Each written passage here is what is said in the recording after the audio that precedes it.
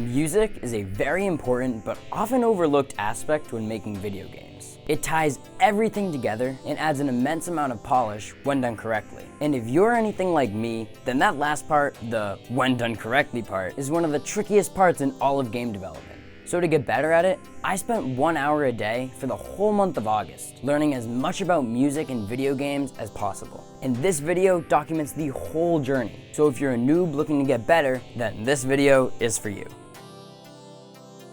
Day one began with me having no idea what to do or where to get started. So I just went on YouTube and watched one of those beginner's guide style videos. And there's a lot to unpack. So there are these things called DAWs, or digital audio workstations. And in the DAW, there are VSTs, or virtual studio technologies. Your VSTs are basically just your instruments. Then you can put down MIDI, which is instructions for your computer to play a specific note with a specific instrument at a certain time. A link to that video will not be in the description. Instead, I kept track of everything I did along with all the resources I used in a Google Doc, which will be linked in the description instead. After that video ended, I found another sneaky video off in the corner of my screen, claiming to explain all of music theory in 30 minutes. So I clicked on it, and boy is there a lot to learn. It was a really good video, but even taking notes couldn't make me retain everything. And as much as I would love to go into everything he talked about right now, in a sense, that's kind of what the whole rest of this video is about. But I'll still pop the notes up on the screen right now. And remember, all this stuff is in the Google Doc in the description.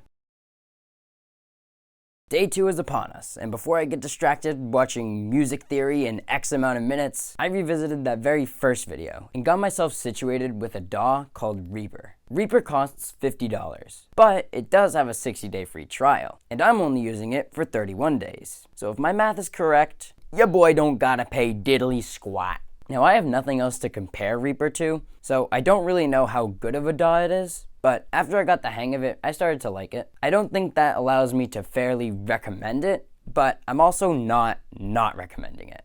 I also installed a VST called Dext and made everybody's favorite song, Hot Cross Buns. I'd love to play it for you guys, but I kinda messed up here. I just recorded the video and not the audio. And if you look up in this top left corner, you can see that this is an unsaved project. So if you haven't put 2 and 2 together yet, my very first song in this challenge is just floating around in Hot Cross Buns heaven. Learning from my mistakes in day 2, I remade Hot Cross Buns and then remembered to actually save the project. So without further ado, here is my musical equivalent to a Hello World statement.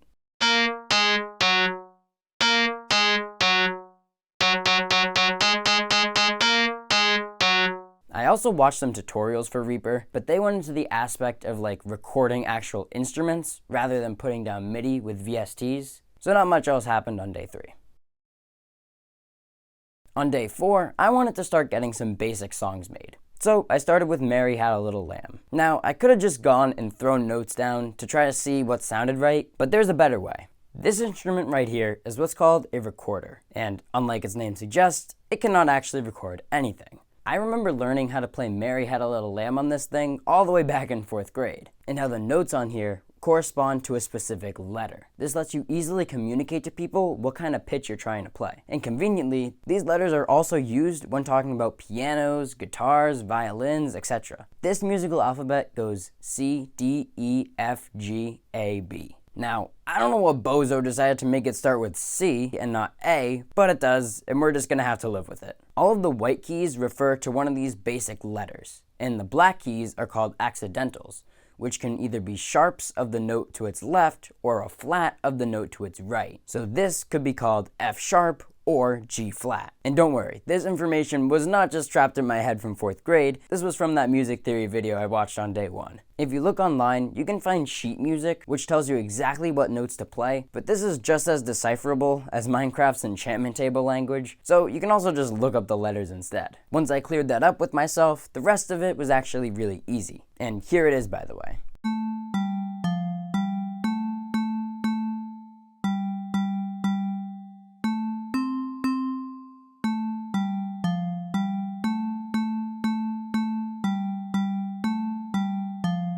After that, I had a little bit of time left, so I also made Happy Birthday.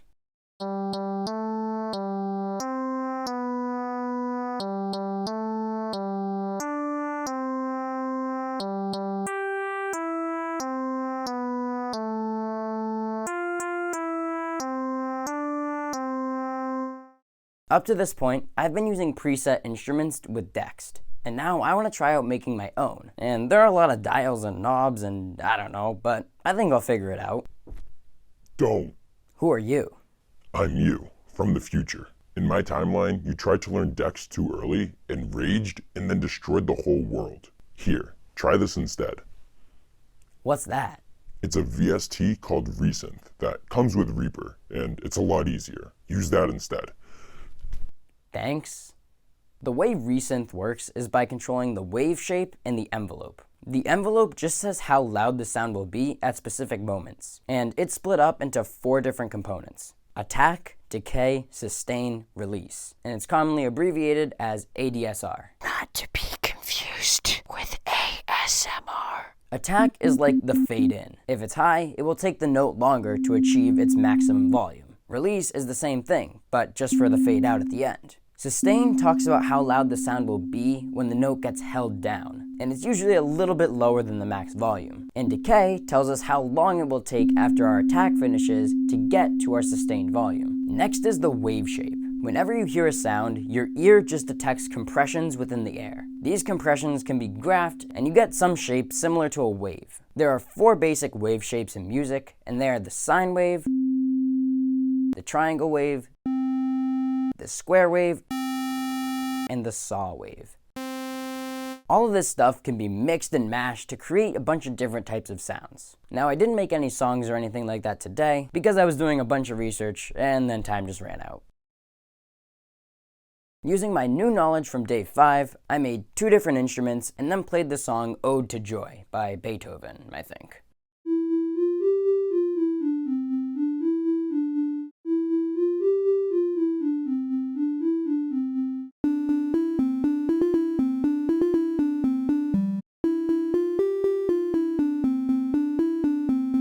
Now, everything you've heard so far has sounded pretty good, and I'm talking like audio quality wise. And that's because I rendered out the MIDI notes into a WAV file. But in Reaper, the stuff actually sounds horrible, and I thought that was just the way the cookie crumbled, but I ended up making a shocking discovery. My headphones were set up as a headset, which means it uses the microphone input, and the microphone in them was really bad, so that was making everything else just as bad. So then I switched it to headphones, and then everything sounded perfect. I wasn't able to record the bad audio for some reason, but just know it sounded awful. After I fixed that little annoyance, time was just about up for the day.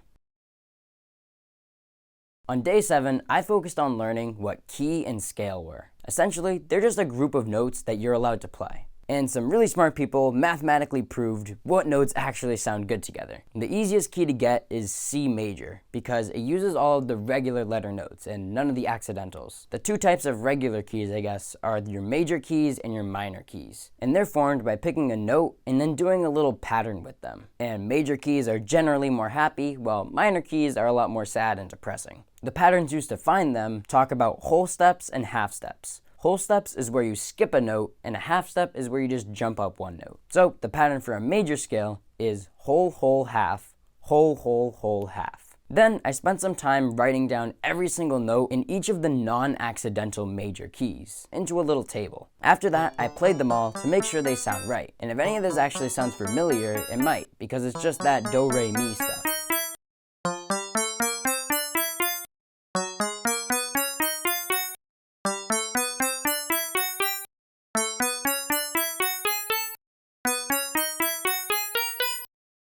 On day 8, I pretty much did the exact same thing, just with the minor scales. The pattern for minor scales are whole, half, whole, half, whole. I then filled out my little chart and then played them all in a row.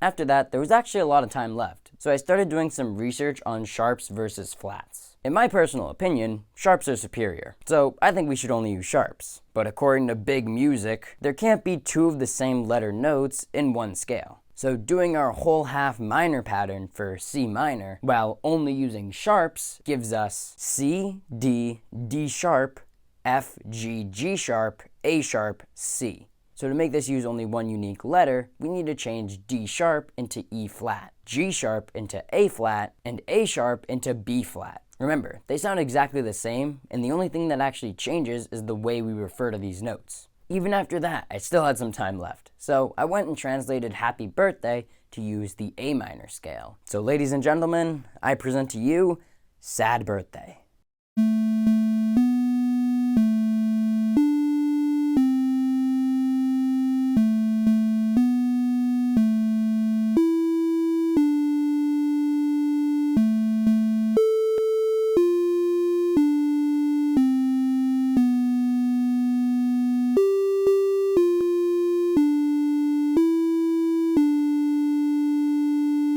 I've learned a lot so far, so I want to spend day 9 trying to implement the stuff I learned with a song. And I like this one, so enjoy.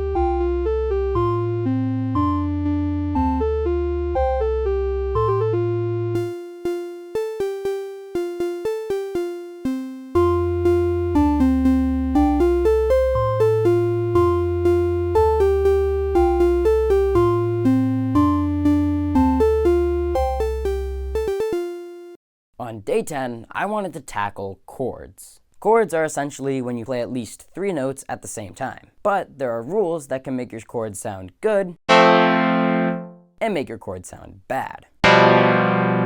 There are 2 main types of chords, major chords and minor chords. A major chord starts on a note and then goes up 4 half steps and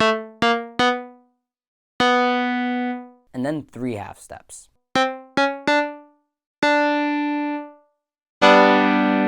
Minor chords start with the note, go up 3 half steps, and then 4 half steps.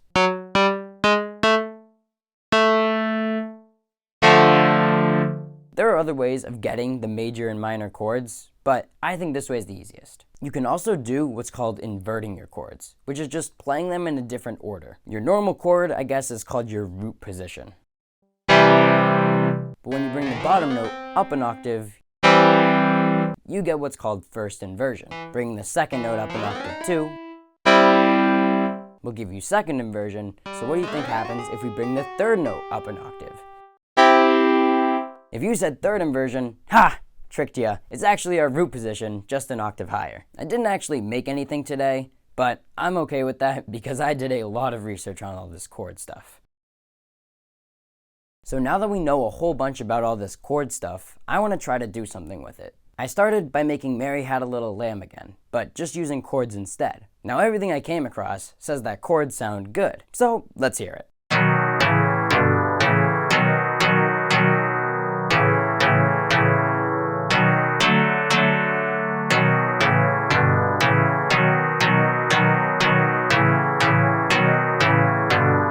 Well, that was about the biggest lie I've heard in a hot minute. After a bit more research, it turns out that chords are mainly used for something called harmony, which is the stuff that goes in the background and supports the melody, which is, I guess, the main tune of your song.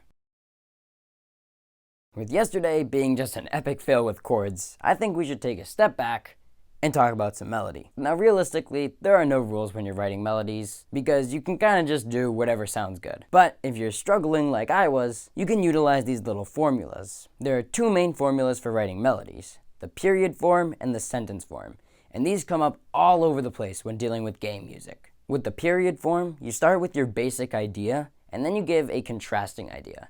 Then you repeat the basic idea again, and then you finally wrap it up with a cadence. A cadence is just a fancy word of saying release all the tension with the song. The sentence form, which was the other formula, starts with your basic idea again, but then immediately repeats the basic idea with a tiny bit of variation to it. It then ramps up the energy with the continuation, and finally it dies down with the cadence. That research was about all I got up to today. I spent day 13 actually implementing those two formulas that we learned yesterday. And you know what? Let's play a little game. I'm going to play both of them for you, and you're going to guess which one is period form and which one is sentence form. Okay, here's the first one.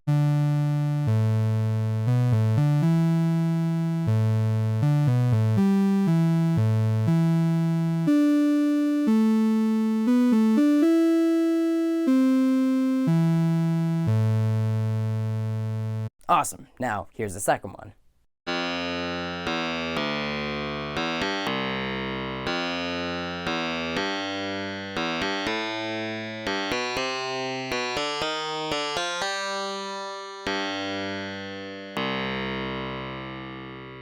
Alright, do you have your choice locked in? Because I'll only believe you if you write it in the comments, okay? Got it? So the first song was the period form, and the second song was the sentence form. Now you may have already heard these little melodies if you follow me on Instagram or X, along with a couple other songs too. So make sure you follow me on my other social media so you don't miss behind the scenes stuff like that in the future. Links in the description. On day 14, I worked on making this song. Now, this song has a very annoying backstory to it, which I really don't want to go into right now, but if you're really curious, just check out the pinned comment.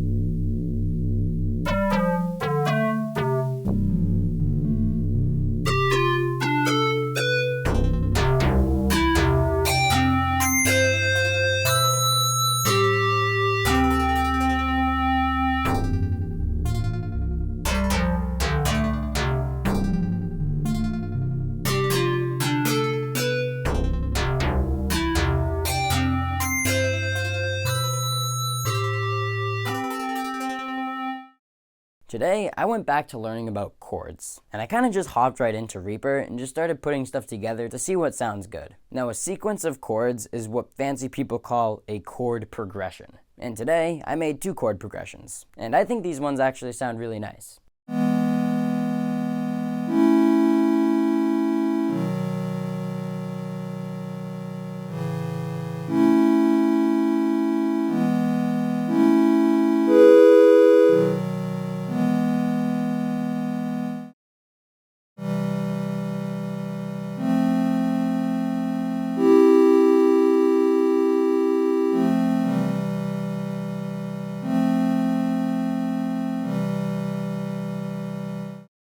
On my journey to learn chords, I stumbled upon what's called the circle of fifths. It's basically a fancy tool that tells you what chords go good together, along with a whole bunch of other stuff about music. Now this video would probably be like twice as long if I went and explained everything, so I'm not, but it is a pretty helpful tool.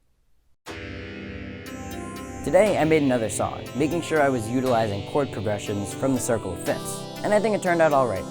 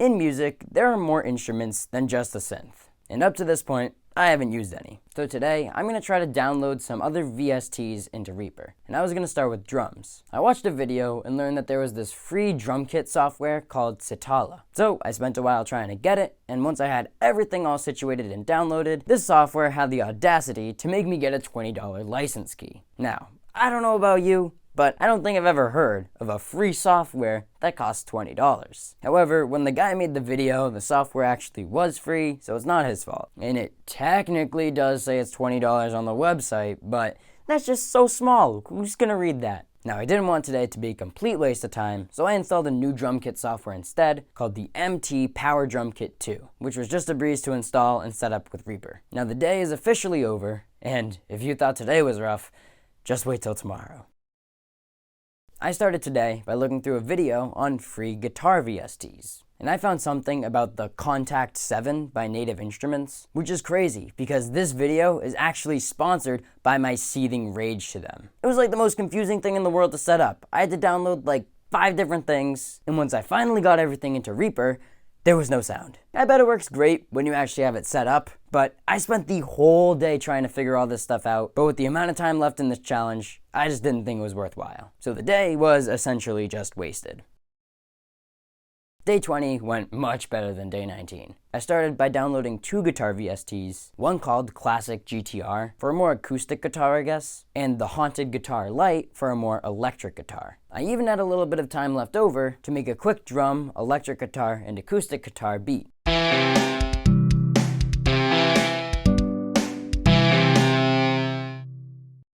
Now, day 21 was probably like my most productive day. I got home late from work and wasn't really feeling it, so I just decided to watch some videos on game-specific music, but I couldn't really tell you anything about them because I fell asleep and woke up from my timer telling me that my hour was over.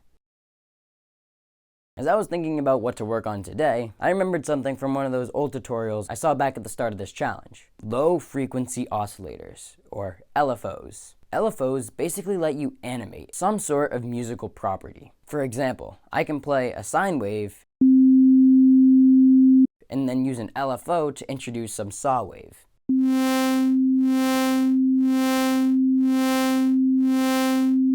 You can control the LFO's speed to get something that sounds faster or slower.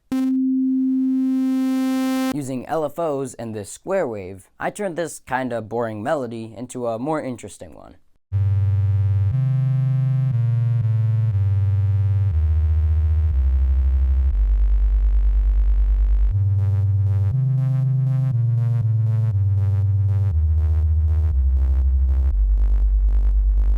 There was also something else I wanted to learn today, and that was unison. It's basically like playing the same note multiple times at once, just with each note slightly off tune. It sounds really nice and powerful when done, but I just couldn't figure out how to get it done in Reaper. I also want to quickly talk about what's called EQ. It's basically a thing where you can select certain frequencies and make them louder or quieter. Now, this was one thing I actually knew how to do before this challenge, just by making some random miscellaneous sound effects for game jams, which is why I haven't really talked about it yet. But if you're following along at home, make sure you understand EQ too. On day 23, I wanted to learn about something called reverb. You may have heard of this one before, but reverb is that echoey stuff you sometimes hear in music. And I spent a bit of time trying to get it to work, but I couldn't quite get it to. I spent the remainder of the time trying to come up with some good sounds with ADSR and resynth, but there's kind of a lot of limitation with that, so I think I should try to learn how to make my own sounds with Dext pretty soon. A little less than a year ago, I made a very similar video to this one, just on learning pixel art instead. Towards the end of the challenge, I was just practicing my pixel art by playing Pictionary with myself. And now, I'm gonna do the same thing here. I found a random genre generator along with the same Pictionary generator from last year, and got mystery and mountains. So I made the song you're hearing right now, and tried to make it based on a mystery game set in the mountains.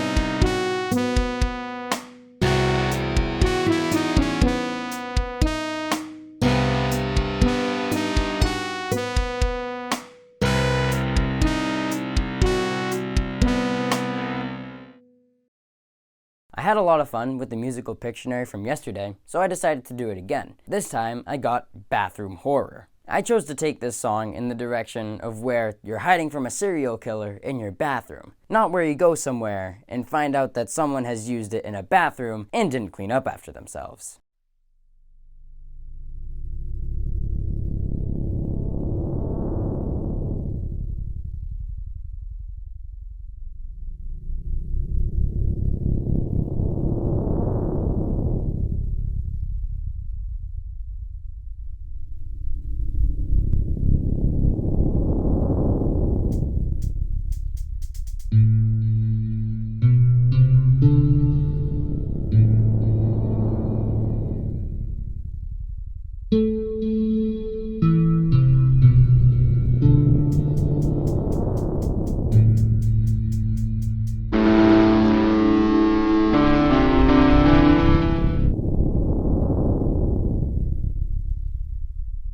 I kind of liked how the song was coming along, but once I added in the electric guitar part, my mouse sure didn't. I've been having issues with my mouse for a while now, only when I click and drag, but guess how you place notes in Reaper? Yeah, by clicking and dragging. Up until this point, it was working fine about like 60 to 70% of the time, and I don't know what happened, but all of a sudden, it just became insufferable. Like, it would probably only work like 10% of the time. And it was so bad, I essentially just rage quit Reaper for the day, like a 7th grader would rage quit Fortnite. I spent the rest of the day just watching tutorials on Dext, and I think Future Will may have been right about this one.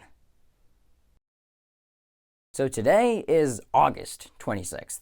Not day 26, because I have a very important decision to make. I can either do my hour of music pretty much just watching videos, or I can wait until my new mouse comes in. It's coming in on the 29th, which means I can just do 2 music days in 1 IRL day for the last 3 days of the challenge, or I can kind of just have 3 BS days where I don't really do anything too productive. Because I wanted the end of this challenge to be pretty good, I made the executive decision to wait for the mouse on the 29th and just double up on my days. Today, I went against the advice of Future Will and tried to learn Dext. Dext uses what's called FM synthesis, or frequency modulation. It's definitely too complicated to explain all the little intricacies here, but I have some pretty good resources in that doc. It was mainly just one of those research days, so I didn't make anything other than attempt and fail to make some sounds. I started day 27 by making a couple sounds in Dext and then making a song out of them. I did this also to figure out some sort of formula that I could use to just easily make video gamey sounding songs. So here it is. You start with a period form or sentence form melody played on an instrument. Here I chose to use the period form.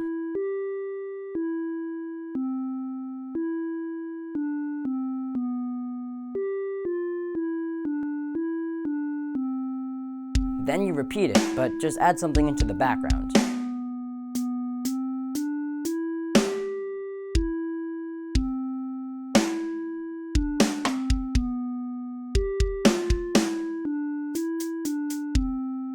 After that, you add one more thing into the background. Here I added the acoustic guitar.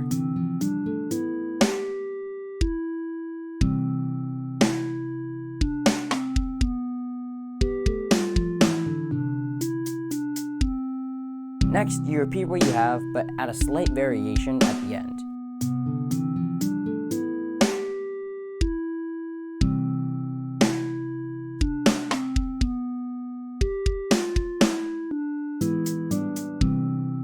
Then you play only your melody, but on a brand new instrument.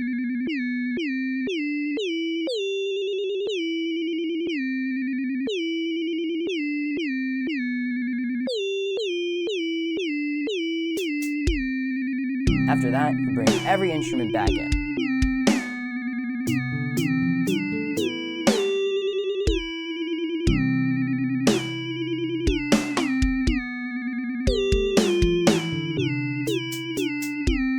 Finally, you repeat the last one, fading out all of your instruments one at a time.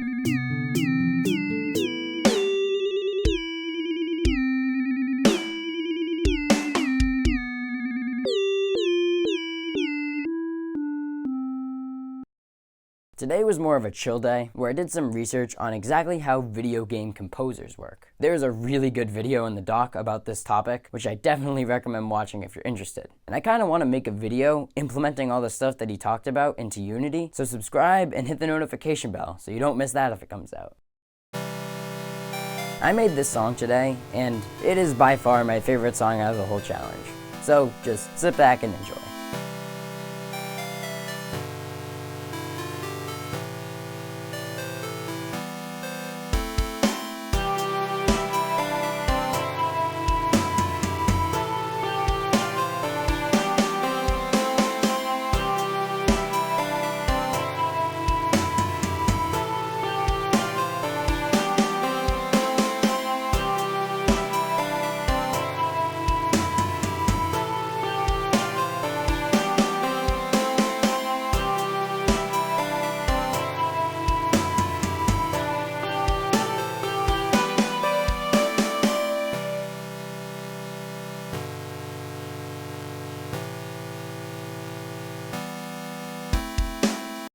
On the very first video I watched for this whole challenge, the guy gave some tips, and one of them was to listen to some of the music you like and take some inspiration from that. So for the final 2 days, I was gonna do just that. I have a good enough understanding right now with Dext and FM synthesis where I can conceptually explain it to somebody, but I have no clue how to use them to actually make good sounds. So today, I wanna try and see if I can replicate the Terraria bloop sound. So I tried my best to make it and then make a melody out of it, but it doesn't really sound like Terraria at all.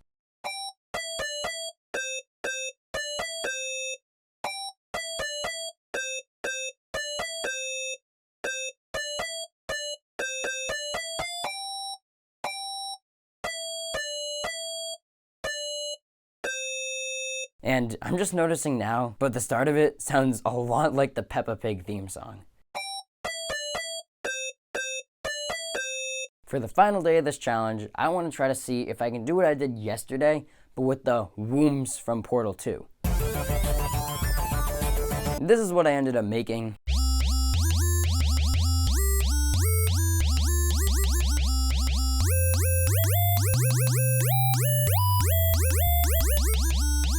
And honestly, I'm not too happy with it, but again, FM synthesis and Dex don't really make sense in my brain. And this is kind of like some of those memes that are kind of like me. I want mom. We have at home. At home.